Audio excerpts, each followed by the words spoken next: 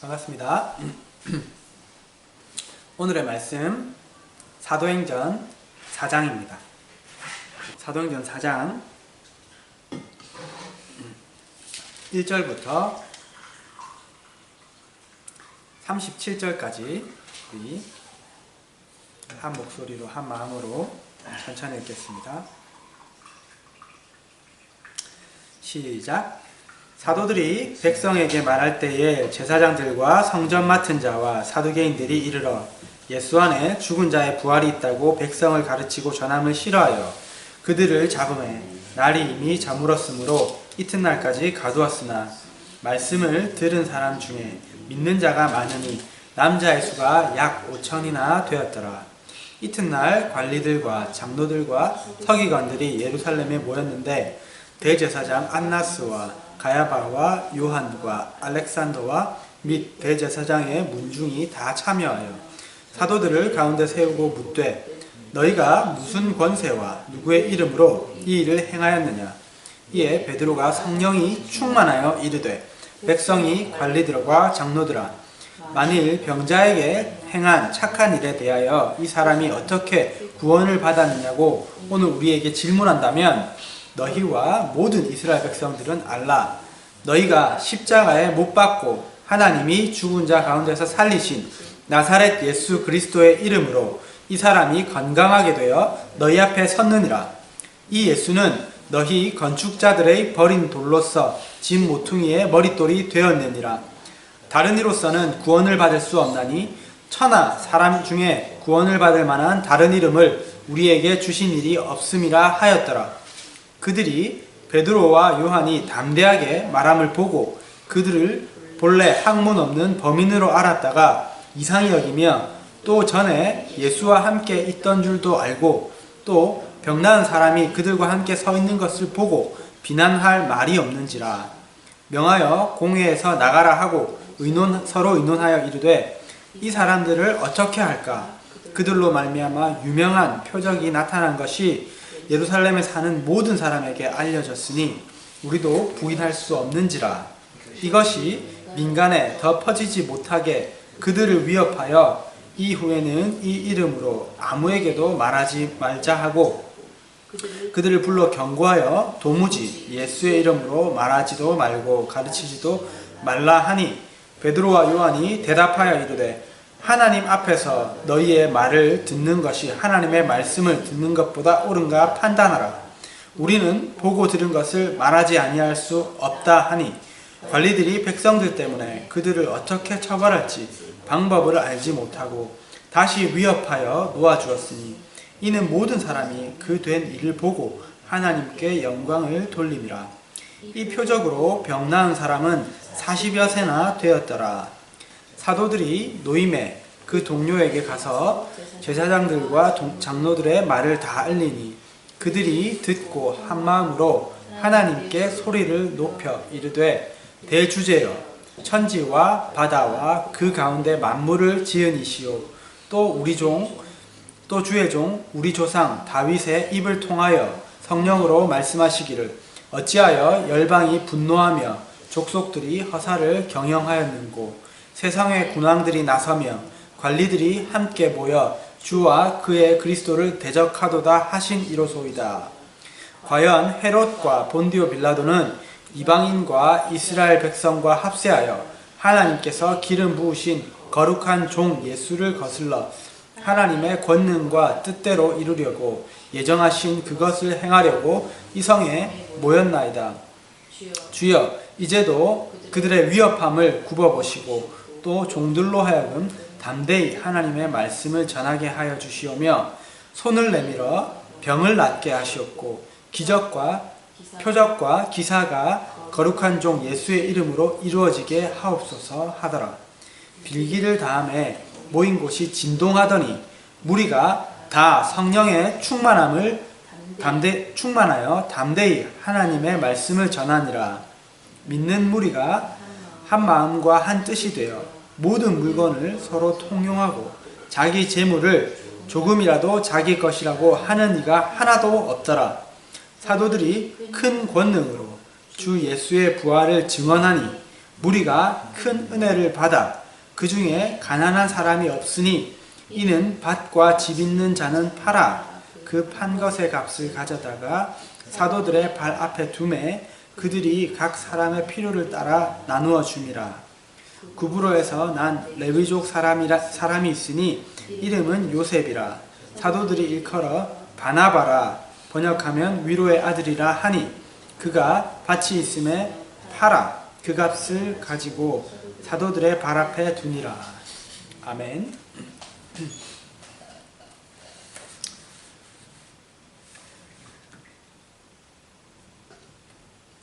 자, 우리가 지난 3장에서 베드로와 요한이 성전에서 구걸하는 그 나면서부터 안진뱅이 된 사람을 예수 그리스도의 이름으로 일으켜 세우는 것을 보았습니다.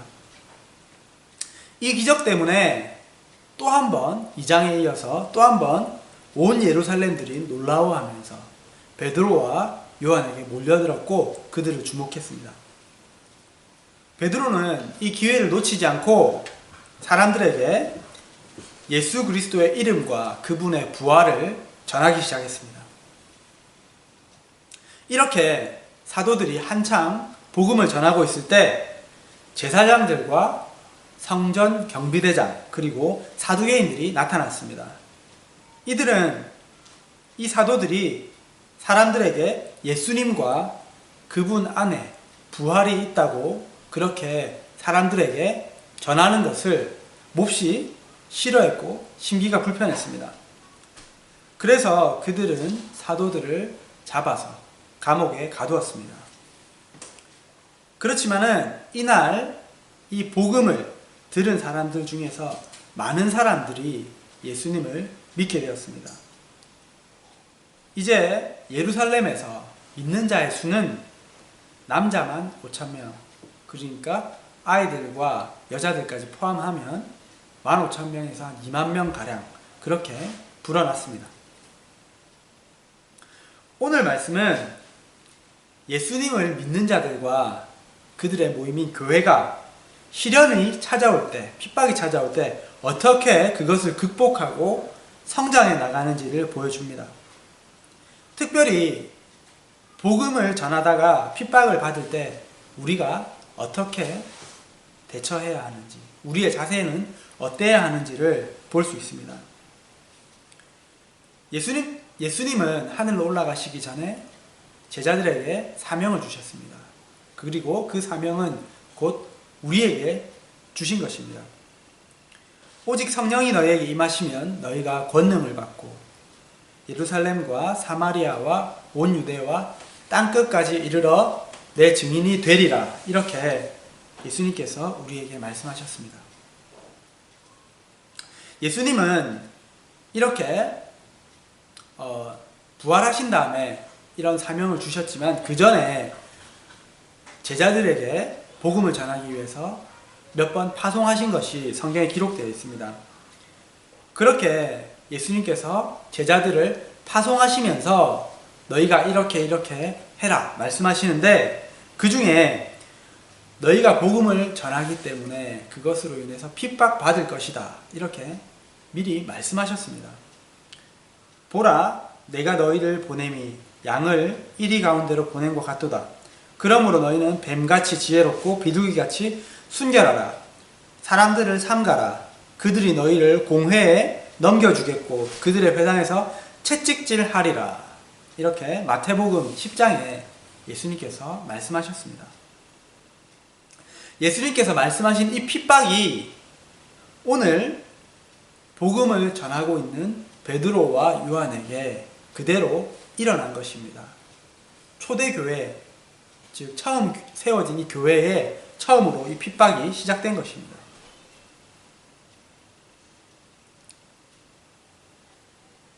이렇게 시작된 복음을 전하는 데 있어서 주어지는 핍박은 역사적으로 계속해서 2000년 동안 있어 왔습니다. 그리고 우리가 살고 있는 지금 이 순간에도 이러한 핍박이 있습니다. 복음을 우리가 전하면 대부분의 사람들은 그것을 싫어합니다. 그리고 심한 경우에 아주 강팍한 사람들은 이렇게 오늘 본문처럼 우리를 핍박하기도 합니다. 그런데 이러한 핍박이 있는데도 불구하고 사람들이 싫어하는 것을 뻔히 알면서도 복음을 전해야 하는가? 이 질문이 제가 최근에 계속해서 가져왔던 그러한 질문입니다. 제가 지금 일하고 있는 이 직장에서 3년 반이 넘게 일했더라고요. 보니까 3년 8개월 정도 일을 했는데 이 중에서 몇몇은 정말 오랜 기간 처음부터 지금까지 함께 일하고 있는 사람은 2명입니다. 2명이고 그 나머지는 뭐 학생 비자나 워킹홀리데이 그 비자 상황에 따라서 짧게는 뭐 몇 달간, 길게는 몇 년간 이렇게 함께 일을 해오고 있는 사람들이 있습니다. 저는 하나님께서 이곳에 저를 보내셨다 그렇게 생각했기 때문에 처음부터 그렇게 생각하고 들어갔기 때문에 이 사람들을 위해서 기도하고 그리고 틈만 나면 어떤 기회가 생기면 이 사람들에게 복음을 전하려고 항상 그렇게 기회를 보고 있었습니다. 그리고 복음을 전했습니다. 그 중에서 사람들이 그렇게 막 처음에 복음을 전하면 처음에는 대부분 진지하게 듣습니다. 왜냐하면은 서로 잘 모르잖아요. 그러니까 이제 함부로 이렇게 막 반박하거나 또 제가 나이가 많다 보니까 그렇게 하는 사람은 없습니다. 대부분 진지하게 듣거나 아니면 그런 척을 합니다. 뭐 물론 제가 딱 봤을 때 이 사람 듣지 않고 있구나 하는 거를 느낄 때도 있습니다. 그런데 어쨌든 이렇게 복음을 전하는데 제가 이렇게 반복해서 하다 보니까 이거를 싫어하는 사람들이 한두 명씩 생기더라고요. 그러니까 어떤 사람들 중에서는 좀 강경한 사람 중에서는 대놓고 전도하지 마세요. 그런 말 여기서 하지 마세요. 이렇게 하는 사람들도 있고 좀 소극적으로 막 그것을 싫은 티를 팍팍 내는 사람들이 있어요. 어쨌든 이런 것을 제가 알기 때문에 그 사람들을 좀 조심합니다. 그 사람들을 조심해서 그렇지만은 새로 들어온 사람들 아직까지 복음을 듣지 못한 사람들이 있을 수 있잖아요. 그래서 그런 사람들을 만날 때면 제가 특별히 더 복음을 전하고 제가 하는 일 중에서 또 이제 배달을 옛날에 했었기 때문에 배달 직원이 새로 오면 트레이닝 할 때 제일 좋은 기회입니다. 왜냐하면 거의 한 하루 종일을 차 안에서 둘이 있어야 되거든요. 그러다 보면 뭐 굳이 그렇게 복음을 전하려 하지 않아도 서로의 삶을 나누다 보면 간증을 하게 되고 하나님을 전하게 됩니다. 어쨌든 이런 식으로 하나님께서 복음을 전하게 하셨고 지금도 그렇게 해오고 있는데 안타깝게도 아직까지 뭐 물론 그 중에는 교회 다니는 사람도 있고 하나님 믿는 사람도 있습니다. 그러다가 믿음에서 잠시 떨어져 있는 사람도 있고 아예 뭐 처음부터 아예 크리스찬이 아닌 사람이 훨씬 더 많고 그렇습니다. 그런데 안타깝게도 아직까지 이 복음을 진지하게 듣고 예수님을 영접한 사람은 한 명도 없습니다. 물론 제가 부족해서 제가 좀 전하는 것이 부족해서 제 삶이 그들의 눈에 비춰졌을 때 부족해서 뭐 그런 부분들도 있을 것 같습니다. 그런데 이렇게 몇 년째 열매는 눈에 보이는 열매는 없고 사람들에게 적대감은 점점 쌓여만 가고 이러다 보니까 회의감이 드는 거예요. 내가 굳이 이렇게 사람들에게 그렇게 적대감을 주면서 복음을 계속 전해야 될까? 저 사람들이 그렇게 반박하고 대적할수록 저 사람들의 죄는 더 커질 텐데 그러한 생각이 제 안에 드는 거예요. 그러면서 또 하나 드는 생각은 꼭 입으로 말하는 것만이 전도가 아니다. 내가 크리스찬으로서 하나님을 믿는 사람으로서 사는 모습을 보여주는 것이 이것이 복음이지 않겠나 하면서 어느 순간부터 제가 입을 닫기 시작했습니다. 그런데 물론 이렇게 전도하시는 분도 많이 있고 이 방법을 통해서 예수님을 믿게 되었다 이렇게 간증하시는 분들도 많이 봤기 때문에 이것도 좋은 방법 중에 하나입니다. 그런데 오늘 말씀을 통해서 하나님께서 저에게 다시 한번 전도에 대해서 복음을 전하는 것에 대해서 도전하시는 것을 느꼈습니다. 유대 종교 지도자들은 사도들이 복음을 전하는 것을 싫어했습니다. 그리고 그들을 감옥에 가두기까지 했습니다.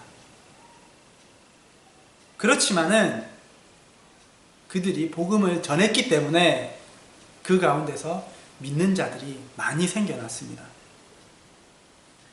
우리가 핍박을 당하더라도 사람들이 싫어하더라도 계속해서 복음을 전해야 되는 이유는 그 중에서 단 한 명이라도 그 말씀을 듣고 믿는 자가 생길 수도 있기 때문입니다. 생각해 보시면 누군가가 그 핍박을 무릅쓰고 그것을 말하는 것을 싫어하는 것을 알면서도 우리에게 누군가 그렇게 복음을 전해주지 않았다면 우리가 어떻게 지금 예수님을 믿는 이 하나님의 백성이 될 수 있었겠습니까? 우리가 한국에 처음에 복음이 들어왔을 때 어서 오십시오 이렇게 하고 받아들인 것이 아닙니다. 처음에 왔던 그 선교사님은 배에서 내리지도 못하고 죽음을 당했습니다. 그리고 성경책 한 권만 겨우 이렇게 건네주었습니다. 그리고 이 땅에 처음 발을 디딘 그 선교사님들도 엄청난 핍박을 당하고 죽임을 당했고 그리고 그들의 삶을 다 버리고 정말 아무것도 없는 그 대한민국이라는 척박한 땅에 와서 복음을 심기 위해서 노력했기 때문에 지금 우리나라가 이렇게 될 수 있었고 하나님을 믿는 나라가 된 것입니다.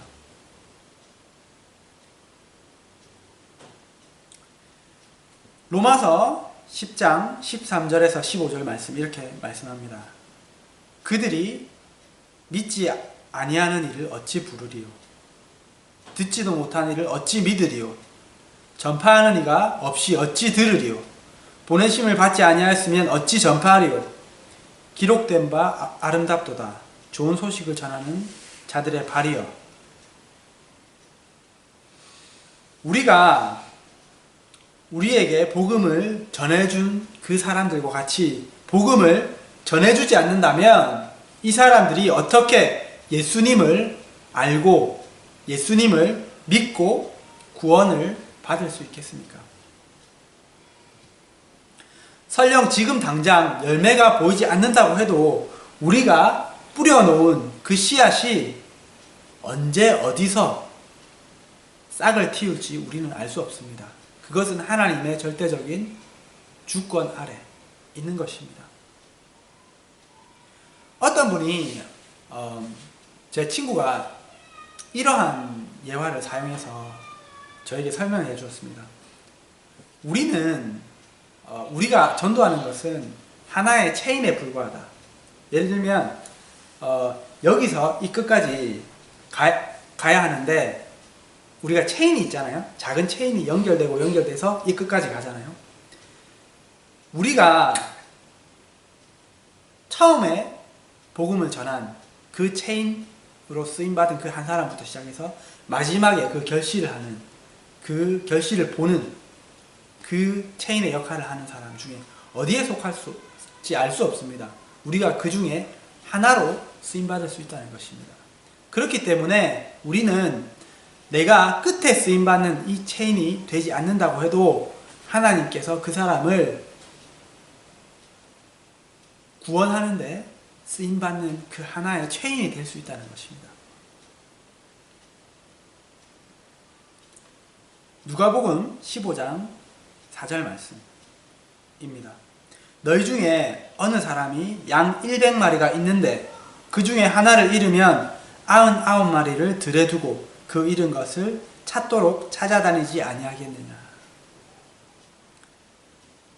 계속해서 내가 너희에게 이르노니 이와 같이 죄인 하나가 회개하면 하늘에서는 회개할 것이 없는 의인 99을 인하여 기뻐하는 것보다 더하리라. 이것이 하나님의 마음이고 예수님의 마음입니다. 그렇기 때문에 예수님께서 말씀하신 것처럼 분명히 복음을 전파함에 있어서 핍박이 있겠지만은 우리는 계속해서 복음을 지혜롭게 순결하게 전해야 할 것입니다. 정말 이 예수님의 말씀대로 우리가 의무감으로 하는 것이 아니라, 물론 의무감도 있어야 되겠지만 그 영혼을 사랑하는 하나님의 마음으로,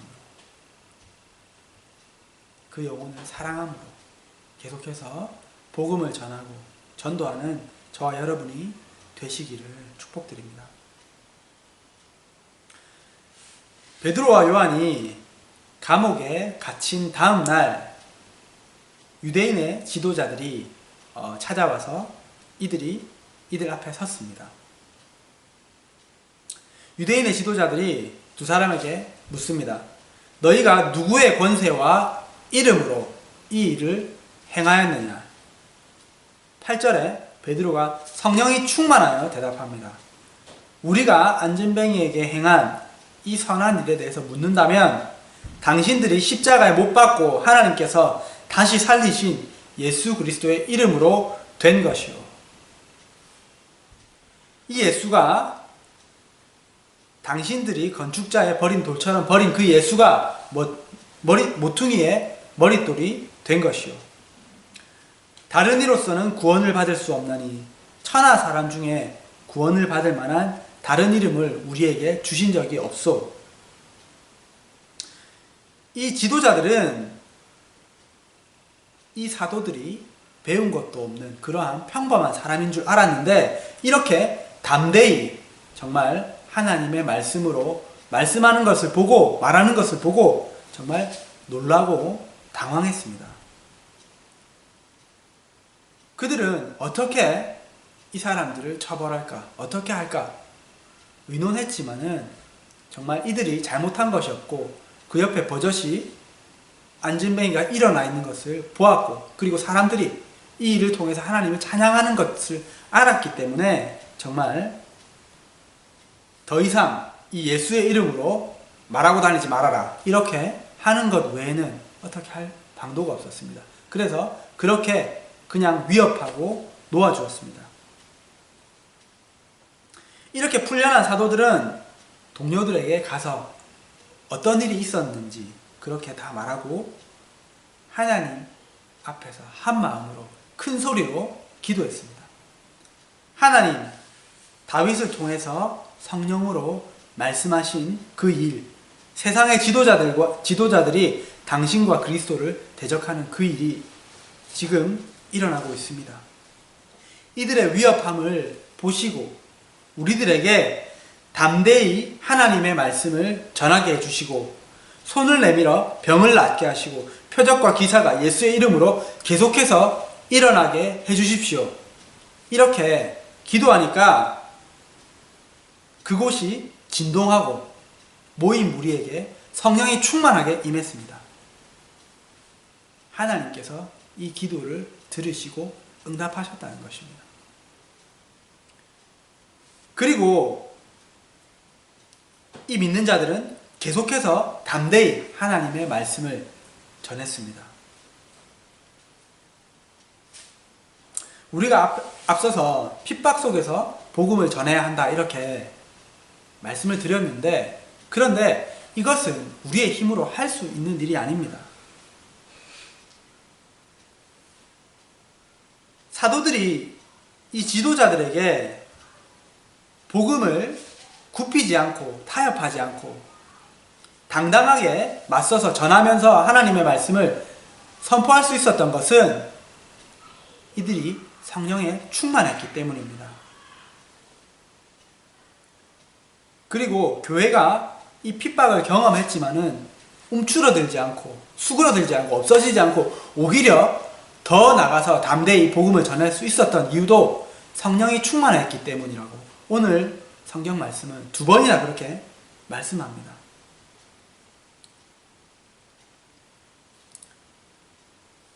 이 사람들은 이 핍박하는 중에서도 이 핍박을 피할 수 있게 해주십시오.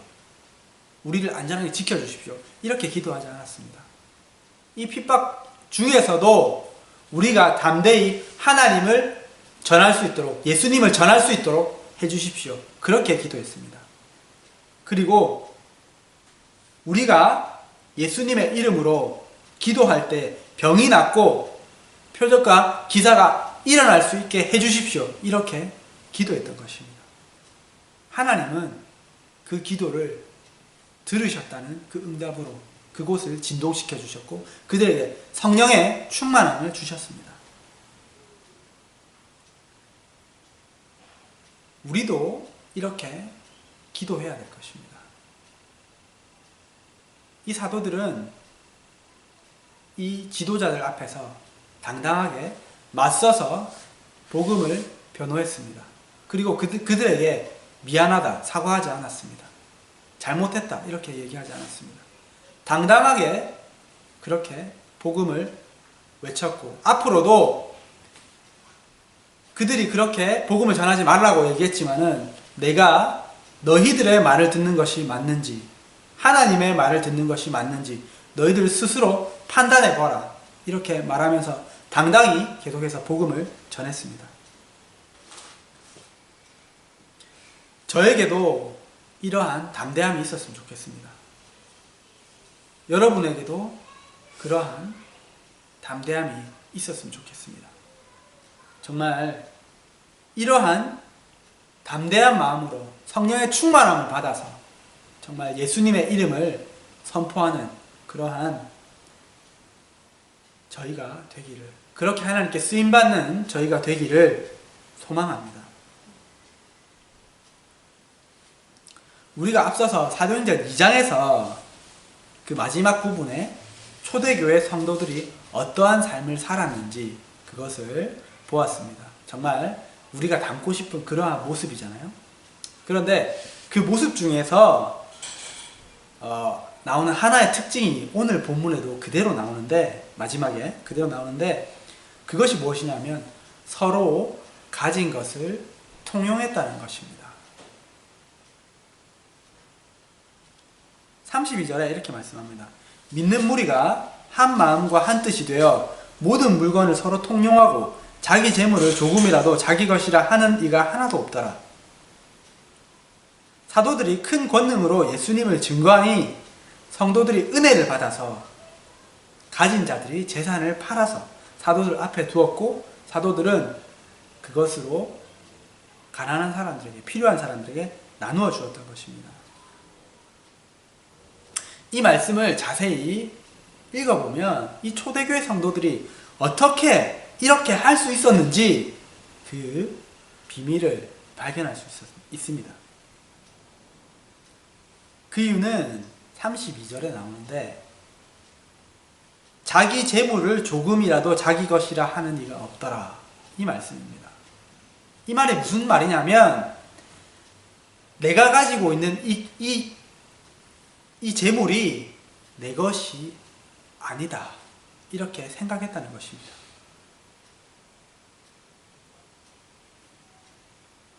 어떻게 해서 이 사람들이 이렇게 생각할 수 있었을까요? 그것은 사도들의 그 설교를 듣고 그 말씀을 듣고 은혜를 받아서 하나님께서 그들에게 은혜를 주셨기 때문에 그렇게 할 수 있었습니다. 그래서 그들은 어차피 이건 내게 아니기 때문에 정말 하나님의 뜻대로 사용해야겠다, 가난한 사람들에게 나누어 줘야 되겠다, 이렇게 할 수 있었던 것입니다. 여러분들에게 이렇게 질문을 드리겠습니다. 여러분이 가지고 있는 것, 그것이 크든 작든 뭐 돈이 될 수도 있고 아니면은 지위가 될 수도 있고 아니면 뭐 여러분이 가지고 있는 기술이 될 수도 있고, 그 모든 것들이 여러분의 것이 아니라 하나님의 것임을 인정하십니까? 그러면 만약에 인정하신다면 그 여러분이 가지고 있는 그 재물을, 그 달란트를 사용하실 때 어떻게 이것을 사용해야 될지 하나님께 물으십니까? 내가 만약에 내가 가지고 있는 것이 내게 아니라 하나님의 것이라면, 예를 들면 내가 지금 10억이 있어요. 여기에 내 통장에. 그런데 그게 내게 아니라 다른 사람이 나에게 맡긴 거예요. 그러면 내가 그것을 마음대로 사용할까요? 그렇게 하면 안 되겠죠. 그러면 이것을 맡긴 사람에게 물어야 되지 않겠습니까?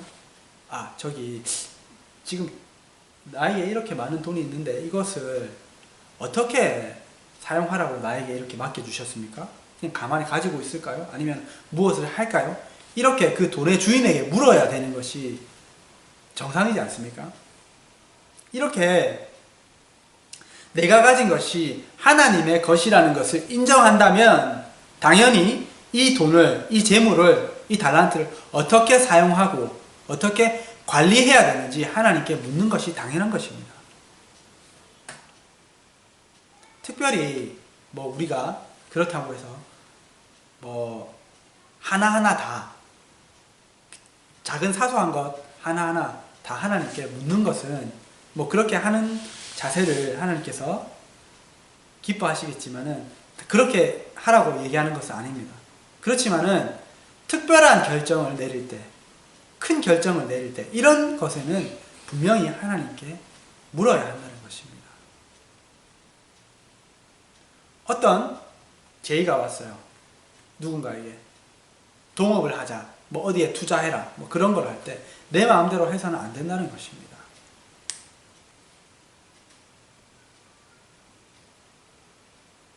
그리고 또한 내가 가지고 있는 것이 내 것이 아니기 때문에 하나님께서 때로는 그것을 이 사람에게 주어라, 이렇게 나누어 주어라, 이렇게 말씀하실 때 그러한 마음을 주실 때 그것에 순종할 수 있어야 한다는 것입니다. 저도 머리로는 이것을 알고 있습니다. 그렇지만은 때로는 이것이 힘들 때가 있습니다. 아니, 우리는 항상 주기만 해야 됩니까? 왜 하나님은 항상 주라고만 하십니까? 그러면서 베풀기는 하는데, 주긴 하는데 하나님께서 말씀하시니까 주긴 하는데 마음이 편하지 않을 때가 있습니다. 왜 이런 마음이 드냐면 내가 가진 것이 내 것이라 생각하기 때문입니다. 자기 재물을 조금이라도 자기 것이라고 하는 이가 하나도 없더라, 이렇게 생각하지 않기 때문에 그러한 마음이 드는 것입니다. 이 초대교회 성도들은 이 사도들의 말씀을 듣고 은혜를 받았습니다. 그렇기 때문에 그러한 일들이 일어났습니다. 우리도 하나님의 은혜를 충분히 받으면 이렇게 우리의 마음이 변합니다.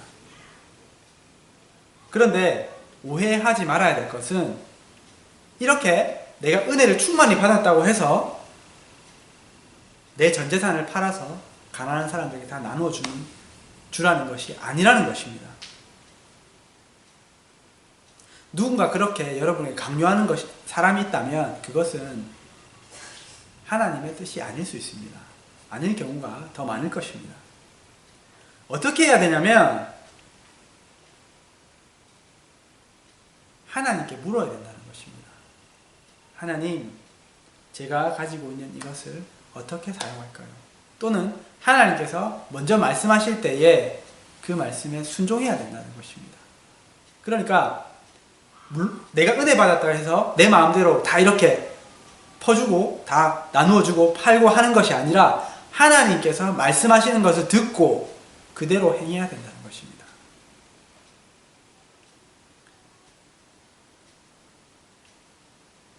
그 청직이라는 말이 있잖아요. 우리가 이러한 청직이라는 제도가 잘 없고, 그리고 그렇지만은 스튜어트 이게 이제 청직이라는 말인데 우리말로 굳이 뭐 번역하자면 집사 정도 될 것 같습니다. 이 집사는 자신의 것을 가지고 있는 것이 아닙니다. 자신의 주인의 것을 맡아서 관리하는 것입니다. 우리가 그러한 처지에 있는 것입니다. 우리가 그런 입장에 있는 것입니다. 우리가 하나님의 선한 청지기가 되어서 정말 하나님께서 나에게 주신 이것들을 하나님의 뜻대로 사용하는 저와 여러분이 되시기를 바랍니다. 자, 우리 이렇게 말씀을 들은 대로 살 수 있도록 우리 다 함께 기도하고 그리고 말씀을 맺겠습니다. 먼저 기도할 것은 정말 우리가 핍박 속에서도 사람들이 싫어하고 미워하는 것을 알면서도 하나님의 복음을 담대히 전할 수 있는 그러한 담대함을 주시고 믿음을 주시고 그리고 성령의 충만함을 달라고 그걸 기도하시고 정말 이 초기에 신자들이 기도했던 것처럼 우리가 복음을 전하면서 예수님의 이름을 전할 때, 사용할 때 그러한 기적과 표적들이 일어날 수 있도록 그리고 내가 가진 이 모든 것들이 하나님께서 나에게 주신 것임을 인정하고 알고 정말 하나님의 뜻대로 이 물질을 사용하고 관리할 수 있는 그러한 순종의 마음과 믿음을 달라고 우리 기도드리겠습니다.